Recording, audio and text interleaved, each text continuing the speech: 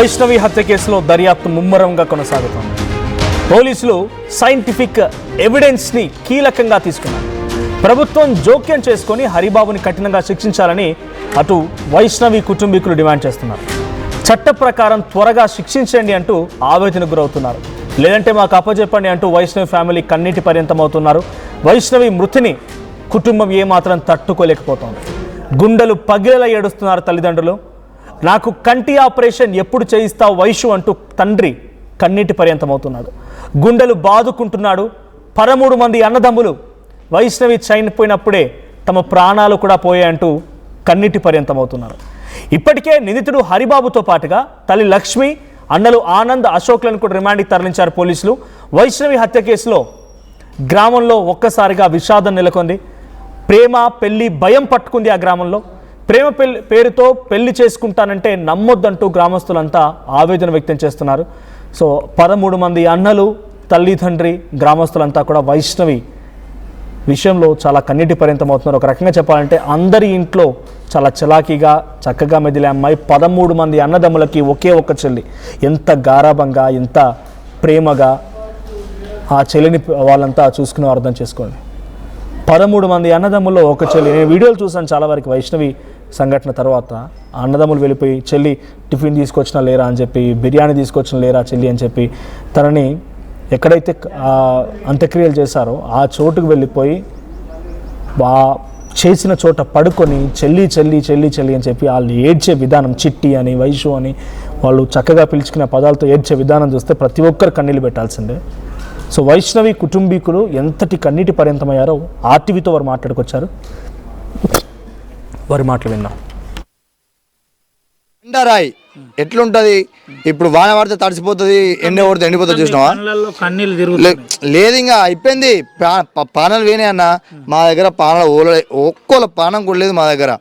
మా చెల్లకు జరిగిన అన్యాయము ఇప్పటిదాకా ఆజ్ చేసుకున్న నా చెల్లె బతుకుందే అనిపిస్తుంది. కానీ ఒక్కోసారి నా చెల్లె అని పిలితే లేకపోవడం వల్ల మనసు ఒప్పుతలేదు. మేము బాధలలో ఉండి మేము ఒక నరకం అనుభవిస్తున్నాము. నరకం అనుభవంగా మీరు న్యూస్ వాళ్ళు ప్రతి ఒక్కళ్ళు సపోర్ట్ చేస్తే మేము బండరాయిలం అయిపోయినాము. మేము మనసులో ఏము బండరాయి ఎట్లుంటది, ఇప్పుడు వాన పడితే తడిసిపోతుంది, ఎండ పడితే ఎండిపోతుంది. చూసినావా? లేదు ఇంకా అయిపోయింది. పానాలు వేనే అన్న మా దగ్గర పానాలు ఒక్కోల పానం కూడా లేదు మా దగ్గర. మా చెల్లకు జరిగిన అన్యాయము ఇప్పటిదాకా ఆజ్ చేసుకున్న నా చెల్లె బతుకుందే అనిపిస్తుంది. కానీ ఒక్కోసారి నా చెల్లె అని పిలితే లేకపోవడం వల్ల మనసు ఒప్పుతలేదు. మేము బాధలలో ఉండి మేము ఒక నరకం అనుభవిస్తున్నాము. నరకం అనుభవంగా మీరు న్యూస్ వాళ్ళు ప్రతి ఒక్కళ్ళు సపోర్ట్ చేస్తే మేము బండరాయిలం అయిపోయినాము. మేము మనసులో ఇడేం చేసిండంటే, అరే నువ్వు ముగ్గురం వెళ్ళిపోతాం, నువ్వు ఒక్కొని ఉంటే నువ్వు ఒక్కరి మీద పడుతుంది, నలుగురం దొరికినామా మళ్ళీ నలుగురి మీద పడుతుంది కేసు. ఈయన ఒక్కరిని ఇంట్లో పోకుండా పెట్టి పేరు ఆ కేసు ఈడొక్కరి మీద వేసుకుంటుండు. ఓ నలుగురి మీద ఎత్తే మనం వెళ్ళాం కదా, రూపాయలు సరిపోవు కదా, మళ్ళీ పెద్ద పెద్ద కేసులు పడితే ఎవరు ఇడిపియాల నలుగురిని అంటే అని నలుగురు గట్టిగా సేరిగా తీసుకొని మీరు ప్రతి ఒక్కరికి చెప్తున్నా. ఇప్పుడు గిన్నె 8 రోజులు అవుతుంది. 8 రోజులు అవుతుంది. రేవంత్ రెడ్డి సార్ కూడా ఈ వీడియోలు పోతుంది ముఖ్యమంత్రి గారికి. ఈ వీడియో పోవాలా, ఆయన ఎత్తలేడు మా ఇంటికి, ఇక్కడ రాడా? మేము అందరికీ సపోర్ట్ మేము ఉంటున్నాం కదా, అందరికి సపోర్ట్ ఉంటేనే కదా ఎంపీలు అవుతారు.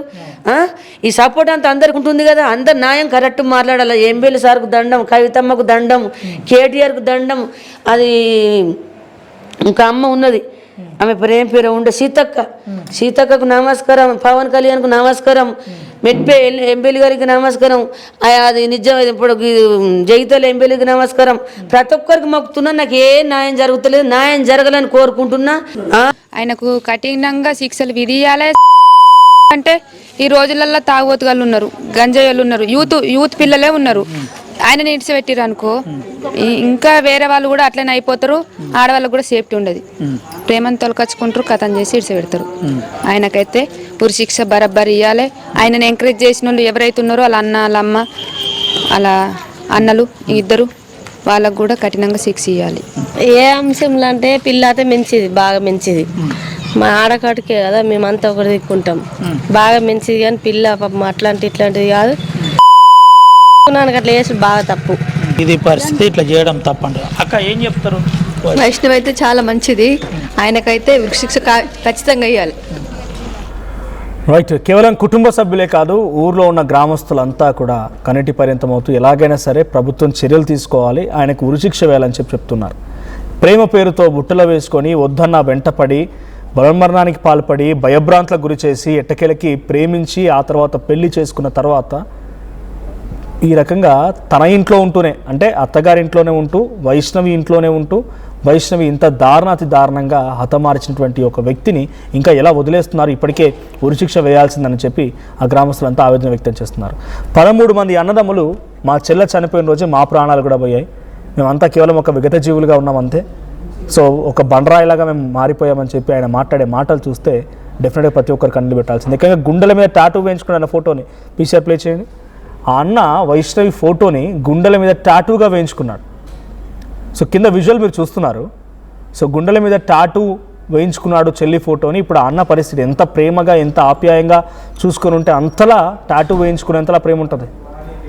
సో ఒక్కసారి దానికి సంబంధించి మరిన్ని అప్డేట్స్ మా ప్రతినిధి రవినాయక్ అందిస్తారు. రవినాయక్, సో గ్రామానికి వెళ్ళారు మీరు, గ్రామంలో ఉన్నటువంటి గ్రామస్తులతో మాట్లాడారు, ఆ కుటుంబంతో మాట్లాడారు. వైష్ణవికి సంబంధించినటువంటి విషయంలో చాలామంది కన్నీటి పర్యంతం అవుతూ అటు హరిబాబుకి ఉరిశిక్ష విధించాలని చెప్పి వారంతా ఆవేదన వ్యక్తం చేస్తున్నారు, డిమాండ్ చేస్తున్నారు.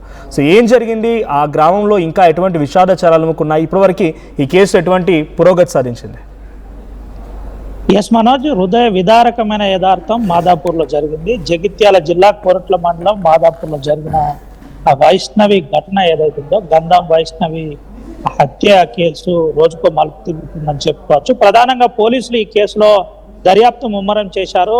దర్యాప్తులో ప్రధానమైన అంశాలపైన ఫోకస్ చేశారు. అయితే ప్రధానంగా ఎవరైతే 4 వ్యక్తులను ఇప్పటికే అరెస్ట్ చేశారో, హత్యకు ఎవరైతే వైష్ణవి భర్తతో పాటు తల్లి లక్ష్మిని, అన్న ఆనంద్ను, మరో అన్న అశోక్ కూడా ఇప్పటికే అరెస్ట్ రిమాండ్ చేసి జైలుకు పంపించినట్టు డిఎస్పీ రాములు చెప్పారు. అయితే ఈ అంశంలో ఇంకా కొన్ని ప్రధానమైన అంశాలపై మేము దర్యాప్తు చేస్తున్నామని నిన్న ఆర్టీవీతో ఎక్స్క్లూజివ్గా రాములు మాట్లాడుతూ కొన్ని ప్రధానమైన అంశాలు చెప్పే ప్రయత్నం చేశారు. అన్ని కోణాల్లో మేము దర్యాప్తు చేస్తున్నామని చెప్పే ప్రయత్నం జరిగింది. అయితే దీనికి మనం ఎలా చూడొచ్చు అంటే, అన్ని కోణాలంటే ముఖ్యంగా కాల్ డీటెయిల్స్తో పాటు ఎవరెవరు ఎక్కడెక్కడ ఉన్నారో, ఏం జరిగింది ఏంటి అనే కోణంలో కూడా పోలీసులు చాలా సీరియస్గా తీసుకుంటున్నట్టు కనబడుతుంది. దీంతో పాటు మరికొన్ని అంశాల్లో కూడా ఎక్కువగా అంటే ఎవరెవరితో ఇంటరాక్ట్ ఉంది, ఈ మధ్య కాలంలో ఎవరెవరిని కలిశారు, ఎలా కలిశారు అనే కోణంలో కూడా పోలీసులు చాలా సీరియస్గా తీసుకుంటున్నారు. దీంతో పాటు స్థానిక సిఐతో పాటు అక్కడ ఉన్న ఎస్ఐ కూడా ఇదే పని మీద ఎంగేజ్ అయ్యి ప్రధానంగా దర్యాప్తులో ముమ్మరం చేస్తున్నట్టు తెలిసింది. ఇంకా ఎవరైనా దీంట్లో అక్యూజ్డ్ ఉన్నారా అనే కోణంలో దర్యాప్తు కొనసాగుతుంది. ఈ విషయం ఇలా ఉంటే దర్యాప్తు అంశం చూస్తే మనం మాదాపూర్ ఊరికి వెళ్ళిన తర్వాత అక్కడ పరిస్థితి చాలా గంభీరంగా కనబడింది. ఆ ప్రాంతంలో ఉన్న ప్రజలందరూ కూడా, అంటే ఊర్లో ఉన్న ప్రజలు ఇబ్బందికర పరిస్థితి నెలకొంటున్న పరిస్థితి. ఎందుకు ఇబ్బంది పడుతున్నారంటే, వైష్ణవి అని అల్లారు ముద్దుగా వాళ్ళు పెంచుకున్నారు. 13 మంది అన్నదమ్ములు కూడా మేము బండరాయిగా మారిపోయామని చెప్పారు. మళ్ళీ చెప్తున్నాను, మేము బండరాయిగా మారిపోయాం, మాకు ఇబ్బందికర పరిస్థితి ఉందని నేరుగా మేము బతికున్నట్టు జస్ట్ యాక్టింగ్ చేస్తున్నాం అంతే అని చెప్పే ప్రయత్నం జరిగింది. ఇలాంటి అంశాలు చెబుతూ మరికొన్ని ప్రధానమైన అంశాలు చెప్పే ప్రయత్నం చేశారు. మేము ఏదైతే ఈ అంశంలో వినాయక్, అటు తల్లి మాట్లాడుతున్న సమయంలో కేవలం హరిబాబు ఒక్కడిని మాత్రమే అదుపులోకి తీసుకున్నారు, రిమాండ్కి పంపించారు. అటు అన్న తల్లిని కూడా తీసుకోవాలి, 4 ఉంటే కేవలం నేను ఒక్కడనే ఉంటాను, మీరు 4 బయట ఉండనట్టుగా వాళ్ళని తప్పించే ప్రయత్నం చేశాడు అనేటువంటి మాట చెప్పుకొచ్చింది. అండ్ ఇప్పటివరకు పోలీసులు ఎంతమంది రిమాండ్లోకి తీసుకున్నారు, ఆ తల్లి ఆవేదన ఏంటి? అయితే కొంత ఫేక్ న్యూస్ ప్రచారం వల్లనే ఈ ఇబ్బంది అవుతుందని అక్కడ చెప్పిన పరిస్థితి చాలా క్లియర్ గా. డిఎస్పీ కూడా ఇటీవల కాలంలో నేరుగా కుటుంబ సభ్యులకు కలిసి మీరు వదంతులు నమ్మకండి, దర్యాప్తు పక్కాగా కొనసాగుతుందని రాములు చెప్పారు. రాములు చెబుతూ మరికొన్ని అంశాలు కూడా చెప్పారు. మేము ఖచ్చితమైన ఆధారాల కోసం ప్రయత్నం చేస్తున్నామని చెప్పారు. అయితే అదే రోజు రాత్రి 16వ తేదీ రాత్రి ఈ ఘటన జరిగింది, 17వ తేదీ రాత్రి ఈ ఘటన జరిగింది. 17వ తేదీ రాత్రి జరిగితే దానికి సైంటిఫికల్ గా ఏ విధంగా మనము ఆ జ్యుడిషియరీకి నిలబడే విధంగా, కేసు నిలబడే విధంగా మనము నిలబెట్టాలి అనే కోణంలో కూడా పోలీసులు సీరియస్ గా తీసుకుంటున్నారు. ఒకవేళ కనుక మనం చూసినట్టు కనుక అయితే ఇది మర్డర్ కేసు కాబట్టి నేరుగా ఆ జ్యుడిషియరీ అనుమతితోటి మళ్ళీ అదుపులో పోలీసులు తీసుకుంటారు. అదుపులో తీసుకున్న తర్వాత పర్మిషన్ జడ్జి గారి పర్మిషన్తో మళ్ళీ తీసుకొని తన అఫీషియల్ స్టేట్మెంట్ రికార్డ్ చేస్తారు. ఆ తర్వాత జ్యుడిషియరీలో కేసు నిలబడే అవకాశం ఉంటుంది. ఇలాంటి అంశంలో